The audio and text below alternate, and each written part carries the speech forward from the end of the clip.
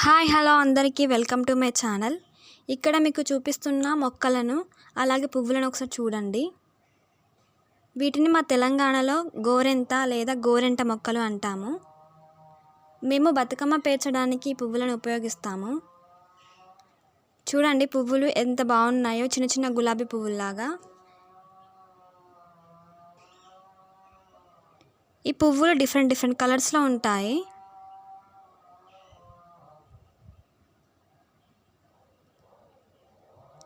ఇవి ఇన్స్టెంట్ మెహందీగా కూడా వాడుకోవచ్చు, అంటే పువ్వులైనా కాడలతో అయినా. మీరు ఎప్పుడైనా ఇలా ట్రై చేశారా? కామెంట్ చేసి చెప్పండి. అలాగే మీ దగ్గరలో ఈ పువ్వులను, ఈ మొక్కలను ఏమని పిలుస్తారో నాకు కామెంట్ చేసి చెప్పండి.